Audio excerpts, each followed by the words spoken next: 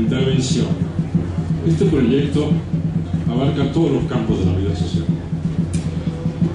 Y lo que yo voy a hacer, para no detallar demasiado, puesto que yo tengo la aspiración de que todos ustedes puedan leer el libro,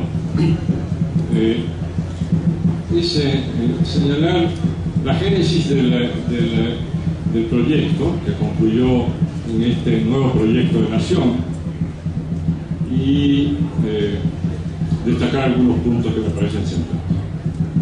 Como ya dijo Jesús, es un proyecto elaborado por casi 40 académicos, investigadores, intelectuales mexicanos, pensadores, escritores. Yo diría que lo mejor del pensamiento y de la ciencia de este país.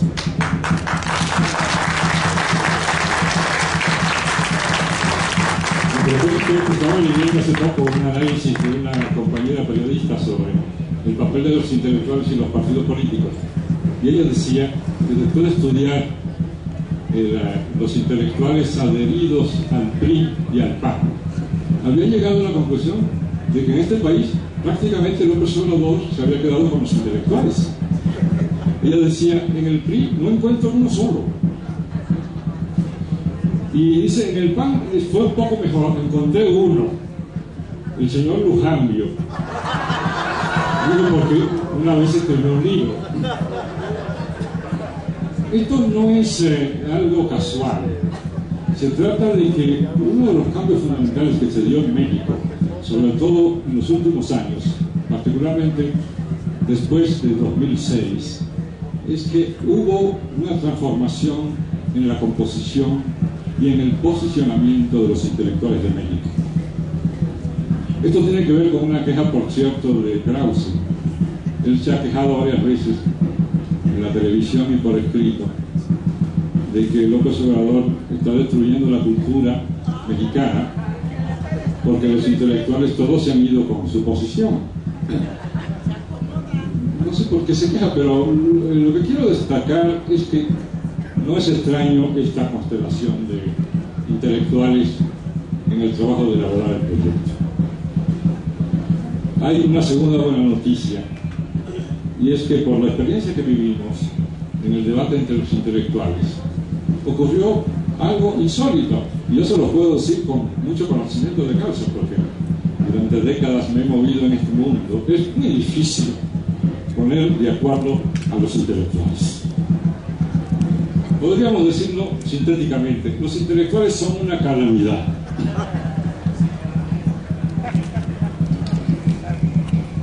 Pero esta vez ocurrió un verdadero milagro. Para mí es algo milagroso el que casi 40 intelectuales y otros más nos pusiéramos de acuerdo en la elaboración de este proyecto. Primó un espíritu de no tratar de ganar, sino de profundizar en el proceso. Por supuesto, habían diferencias en términos de las concepciones sobre qué plantear para cada ámbito que abarca el proyecto. Pero ahí tuvimos una magnífica ayuda de López Obrador, porque teníamos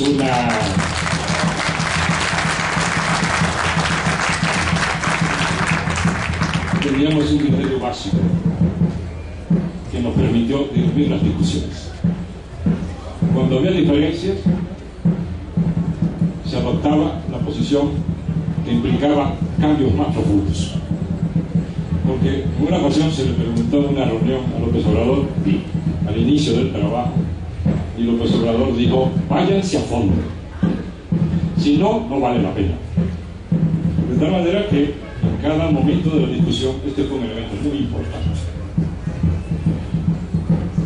Tercer punto que quiero destacar, este es un fruto, un resultado de mexicanos, pensando como mexicanos, a partir de la historia de México, a partir de la realidad de México y a partir de los problemas de México, a partir de su pluralidad sociocultural, de su diversidad cultural, de sus problemas económicos, de sus dificultades enormes políticas, etcétera, etcétera. Ese es un proyecto, pero en este país hay dos proyectos. Uno es este, realizado acá. Pero hay otro, porque ese todavía no está en funciones, pero hay otro que ya está poniéndose en práctica en este país desde hace cerca de 30 años. En el nombre lleva la penitencia, porque lo que está primando en este país como proyecto en aplicación y en desarrollo es el proyecto neoliberal que está sintetizado en lo que se llama su carta constitutiva, por decirlo así, su libro. Y ese libro se llama, y no es casual, Consenso de Washington.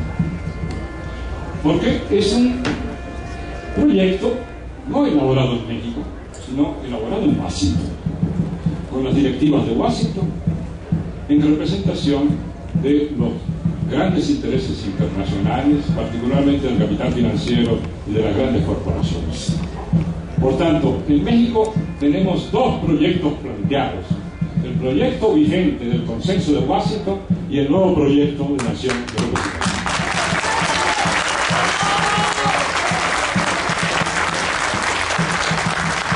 De lo que se trata es que veamos en primer lugar cuáles son los contenidos básicos de la orientación de este proyecto. Ya Jesús ha avanzado muchísimo en ese sentido. Y yo solo quisiera señalar varios cambios fundamentales que sufrió el proceso. Si ustedes observan las primeras formulaciones que hay del proyecto alternativo, se darán cuenta de un cambio que yo ya en una ocasión señalé, pero quiero reiterar para los que no estaban en ese momento.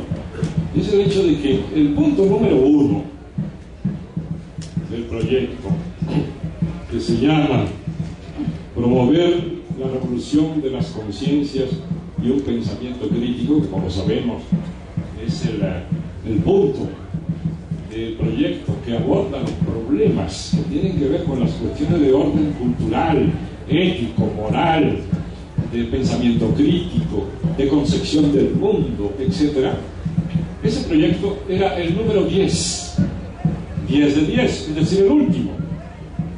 En el curso del desarrollo del proyecto y del debate del proyecto se llegó a una conclusión importante, me parece, y es que ese no era el punto 10, que ese era el punto 1.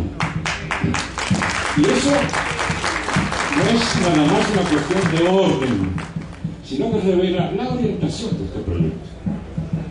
Este es un proyecto que toma como punto de partida, que no es lo mismo decir que es lo más importante, ni lo causal, lo determinante, lo que provoca lo demás, sino que es el punto de partida para abordar cualquier otro problema que tenemos planteado en México.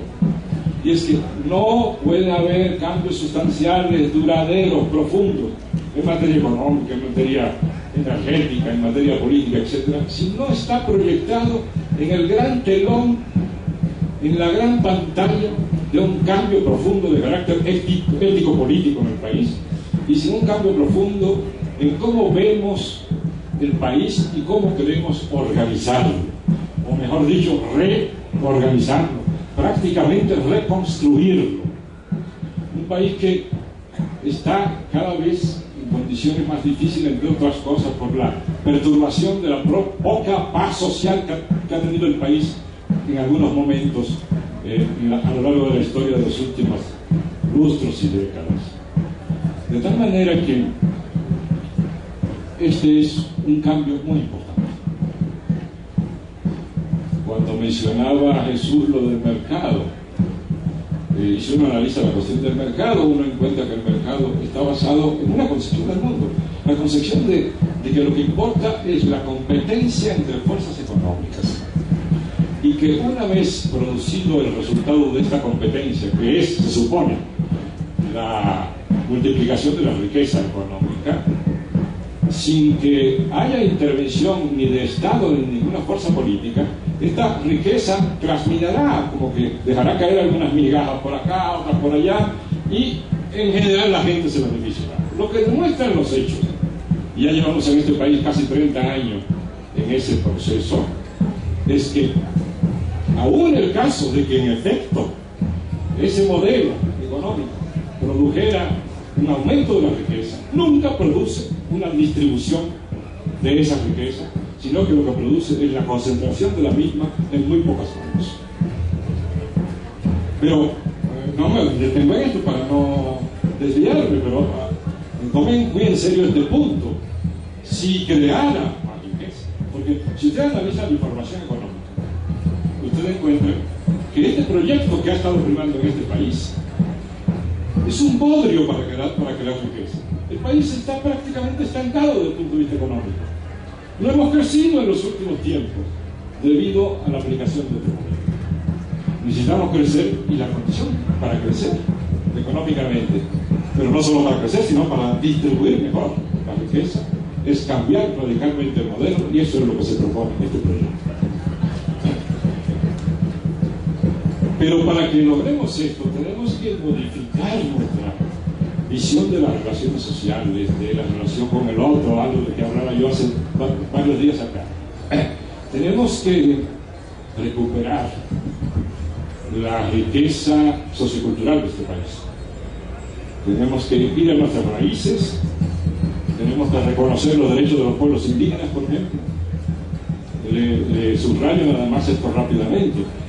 La propuesta de este proyecto sobre la diversidad cultural y las autonomías es el proyecto más avanzado que se ha podido desarrollar no solo en México, sino en América Latina y a escala mundial.